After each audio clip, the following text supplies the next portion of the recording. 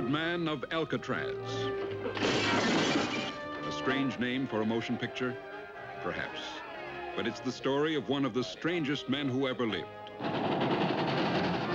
A real story, a real man, a man who is living today. Robert Stroud, American, a convict.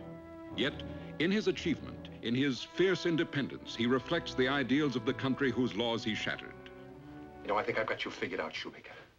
First day I came here, you as much as asked me to get down on my knees and whimper. I wouldn't do it then, and I won't do it now.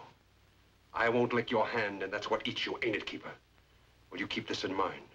A man ain't whipped until he quits, and I'll never give you that pleasure. Well,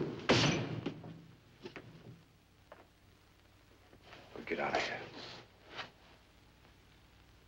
I'll never forget you as long as I live. No matter what happens to me, no matter where I am, if I ever get a chance to punish you further, I'll do it. Robert Stroud, American, a convict, a paradox of a man who has lived in an aura of violence, yet who out of defiance and sheer strength of will taught himself in a prison cell half a dozen languages and mastered the intricacies of a score of scientific subjects, an accomplishment to stagger the imagination. You think Stroud's quite a man, don't you? I think he's a genius.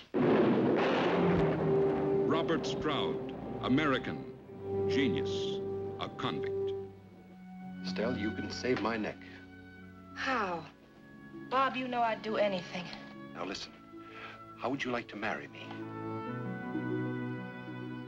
During the 43 years he spent in solitary confinement, this amazing man did not break bread with another human being, never saw an airplane on the ground, nor sat behind the wheel of an automobile, never saw a television set, read a newspaper, or heard a radio broadcast. He has been in prison for more than half a century. He is still there.